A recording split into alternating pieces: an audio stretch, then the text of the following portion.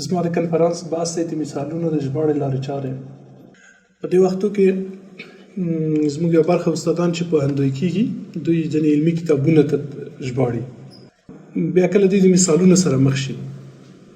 یوه پوښتنه دوی سره دا وي چې اوس د مثال سره څه وکړو. کله مثال په ژباړه کې دوی یعنې یا نه ژباړل کېږي یا بله ستونزه وي پکې، نو بیا همدې اړتیا ته په پام سره زه په دې بحث کوم چې مثالونه څنګه وژباړو، لارې چارې څه دي په ژباړه کې چې کله موږ مثالونو سره مخ کېږو څه وکړو. په دې کنفرانس کې د مثال د ژباړې پر ستونزو خبرې کوو. معمول کومې ستونزې دي، د مثال محیطي تړښت دی، د مثال جغرافیوي تړښت دی، د مثال ژباړه د طبیعي تعادل د نظریې پر اساس یو حل وړاندې کوي، د مثال ژباړه د یو اړخیز تعادل د نظریې پر اساس او د مثال ژباړه د سکوپوس نظریې په اساس په دې باندې بحث کوو. لومړی بحث د مثالونو د ژباړې ستونزه ده. مثالونه چې کله موږ ژباړو ډېر وخت مثالونه داسې وي چې هغه موخه یا هغه هدف چې لیکوال لري هغه نه رسوي. یعنې چې کله ته ژباړې کوم موخه یا هدف چې لیکوال لري هغه نه پکې رسېږي چې ته ژباړې. کله بیخي معنا بدله کړي مثال، کله هغه اهمیت او ارزښت چې په لومړۍ ژبه کې لري په مخنه ژبه کې هغه ارزښت نه پاتې کېږي. کله داسې وي چې مثال چې وژباړې هېڅ د پوهېدو وړ نه وي، هېڅ معنا نه اخیستل کېږي. دې ته ورته ګڼې نورې ستونزې هم د مثالونو په ژباړه کې شته. که اول دا خبره یادونه وکړو چې مثالونه په لیکوالۍ کې ډېر زیات استفاده کېږي دې لپاره چې ته مخاطب قانع کړې، څه چې غواړې مخاطب ته یې ورسوې د دې لپاره چې هغه ښه پرې پوه شي، قانع کړې، ته مثالونه په طبیعي شکل خپله لیکنه کې راوړې. کله مثال جغرافیوي تړښت لري. مثلا یو متن دی لیکل شوی دی د ترکیې د خلکو لپاره، چې ته پښتو ته ژباړې نو طبیعي شکل جغرافیه بدله شوه. مثال داسې وي چې جغرافیوي تړښت وي، چاره یعنې چې کله جغرافیه بدله شي مخاطبین هغه مثال په هغه شکل نشي درک کولی. مثلا د عزیز نسیم د یو طنز بحث دی، هغه په یو طنز کې وایي چې د بورسا او د استانبول ترمنځ د چا یادونه کوي چې په ګډا تللی و. اوس چې کله دا ته پښتو ته ژباړې چې ته په دې پوه نه شې چې د بورسا او استانبول ترمنځ فاصله څومره ده، دا ممکنه ده په دې کې د مبالغې طنز کې مبالغه کېږي، په دې کې د مبالغې حد څومره دی، څنګه باید وژباړې. اوس سړي نه لاره ورکه شي ځکه چې پښتون مخاطب خو د بورسا او د استانبول ترمنځ فاصله نه پوهېږي. دغسې یو ارتباط وي. دې ته ورته جغرافیوي تړښت مثالونه نور مثالونه هم ډېر زیات ورکولی شو. تاریخي تړښت وي. کله یو مثال داسې وي چې یو تاریخ د یوې ټولنې یا د یو خلکو د یو فرهنګ له تاریخ سره ارتباط لري. کله چې موږ متن ژباړو په طبیعي شکل د متن مخاطبین نور شول، دا بله ژبه ده، بل فرهنګ دی، دوی هغه تاریخ چې د مبدا ژبې ویونکي لري هغه تاریخ نه لري. مثلا چا د شرقي ترکستان کې د مسلمانانو سره د ظلم په اړه مثال د ماوو د ظلمونو ورکړی و. اوس سړی ماوو نه پېژني چې ماوو څوک و، ماو سینګ څه ظلمونه یې وکړل، څومره چینایان یې ووژل، د ظلمو ډولونه یې څه وو، څنګه په پښتو ته چې ژباړې څه به کوې. کله مثالونه داسې وي چې د ملت احساساتو، ارزښتونو او دودونو سره ارتباط لري. د ژباړې په وخت خو طبیعي ده چې کله مخاطبین بدلېږي د مخاطبینو ارزښتونه هم بدلېږي، دودونه هم بدلېږي، احساسات هم بدلېږي. په دې خاطر کله کله موږ تاسو متوجه وي یوه ټوکه وي ترجمه شوي وي چې کله په خپله ژبه کې وایي هېڅ خندا نه وي پکې، ځکه چې د یو ملت د احساساتو یا ارزښتو سره تړلي وي. یا مثلا په یوه ټولنه کې یو شی شرم وي په بله ټولنه کې نه وي. یو مثلا د شرم مثال ورکوي په بله ټولنه کې هېڅ شرم نه دی. چې وژباړې آیا هغه مثال چې په لومړۍ ژبه کې درلود هغه پاتې کېږي؟ نه پاتې کېږي. د مثالونو د ژباړې په اړه مختلف بحثونه شته. زه په مشخص دریو نظریو کې دا بحث کوم.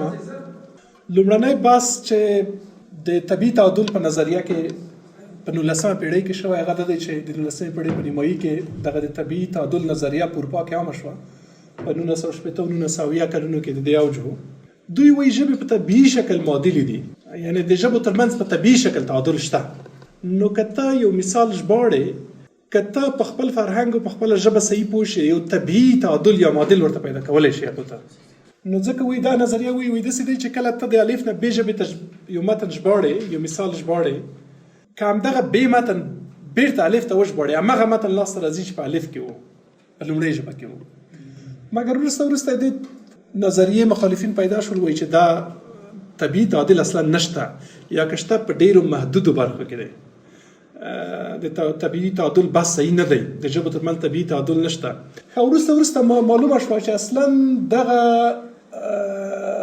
نظریه چې وه د ژبپوهنې یوې تیوري ته ځواب و چې هغو تقریبا ژباړه ناعملي ښودله، یعنې ژبې دومره د رغښتوالي بحث، هغو ژبه بیخي داسې کوله چې تقریبا ژباړه پکې ناممکنه وه. هغو ته یو ډول عکس العمل وروسته دا وګڼل شو. د دې نه وروسته بیا کله چې په تعادل ټینګار کېدلو خو د یو اړخیز تعادل بحث کېدلو. د دې معنا دا وه چې که یو متن له الف ژبې نه ب ته وژباړل شي په ب کې معادل شی ورته پیدا کېدی شي، خو ممکنه نه ده چې په ب کې چې څه شی ژباړلي دا بیرته په الف ژبه کې همغه شی لاسته راشي. له الف نه هم چې ته ب ته ژباړه کوي یو مثال ژباړې دوه شیان پکې پیدا کېږي. یو دا دی چې د مبدا ژبې لومړنی ارزښت نه ساتي، یعنې که ټول ارزښت نه ساتي، دا تعادل چې دی پوره نه دی بلکې په یو اړخ کې دی.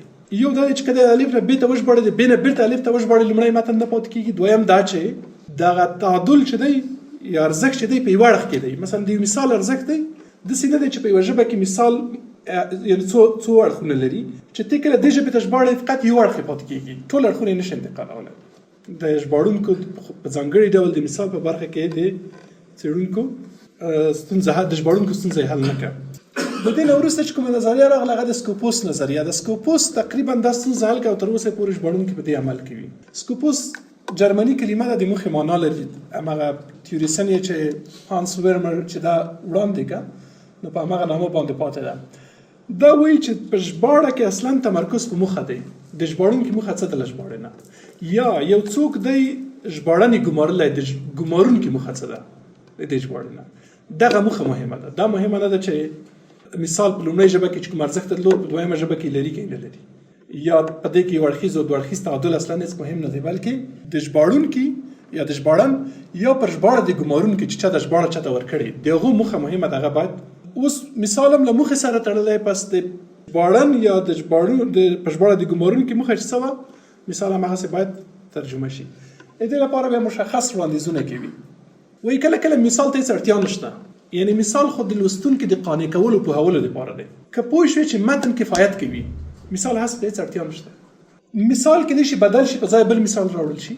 مثلا له چینایي ژباړه کوو هلته د ماوو د ظلمو مثال ورکړل شوی. ته د ماوو مثال مطلق ورځوې په پښتو متن کې د چنګیزي وحشت مثال راوړي، مطلق د مثال بدل کړو، یعنی اول حذف شو، دویم بدلول دي د مثال، دغه په ځای بل راوړه. دریم کېدای شي مثال راوړې ته خو مثال تشریح او توضیح ته ضرورت ولري.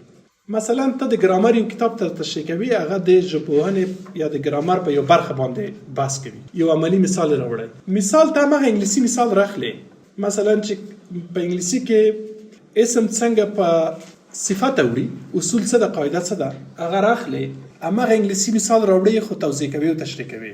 یعنی مثال همغه دی، توضیح او تشریح راوړي. دا یو دریمه طریقه ده. څلورمه طریقه دا ده چې که هغه نه کېدله، یعنی کېدای شي هغو ته نږدې مثال راوړي.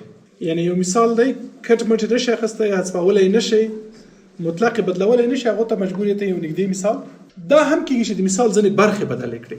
یعنی مثال دی جزئیات لري، ځینې جزئیات یې د دې لپاره چې هدف ته ورسېږي یا ستا د ټولنې په رنګ شي یا ستا د فرهنګ په رنګ شي، کېدای شي ځینې برخې بدلې کړي.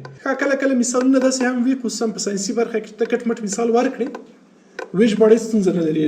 هایدروجن او اکسیجن چارج چېرته یو ځای کې د عناصرو تعامل نتیجه دا مثال دی راوړی، دا په هر دنیا کې کټ مټ ژباړلی شي، هېڅ پکې ستونزه نشته. اوس په دې که دا کارونه کوو که حذفوو، آیا د اخلاقي لحاظه دا بحث هم کېږي، دا د ژباړه کې اجازه شته؟ کېدای شي حذف کړو مثال، په لمنلیک یادونه وکړو چې دلته یو مثال راغلی و خو متن مسله رسوله نو ځکه مو حذف کړه، یا کېدای شي د لیکوال نه اجازه واخیستل شي، دا بله طریقه ده. همداسې که مثال بدلوو هم یادونه یې باید وکړو چې مثلا مثال مو د ماوو په ځای د چنګیز د وحشتو مثال ورکوو، په لمنلیک یادونه کوو چې په دې خاطر چې د ماوو د جنایتونو یا د ظلمونو مثال زموږ ټولنې ته محسوس نه و نو موږ د چنګیز مثال راوړ. کله مو چې مثال راوړل په قوسو کې که لنډه تشریح وه مخته په قوسو کې تشریح توضیح کولی شو، که اوږده تشریح وخت هغه باید موږ هلته په لمنلیک کې هغه واضح کړو. هملته نمبر و لاندې په لمنلیک کې فوټ نوټ کې باید موږ یعنې د مداخلې ډول په ژباړه کې چې کله په مثالونو کې موږ تغییر راولو، دا دی چې کېدای شي مستقیم په متن کې وي او کېدای شي هم په لمنلیک کې توضیح او تشریح ته موږ تاسو لاړ شو. چې زه خپلې خبرې راټولې کړم، د مثال ژباړه چې دا یو د ستونزمنو کارونو نه ده، ځکه چې د لیکوال موخه دا ده چې غواړي د مثال پر راوړلو سره لوستونکی قانع کړي، څه چې غواړي لیکوال هغه ورته ورسوي، هغه پرې ومني.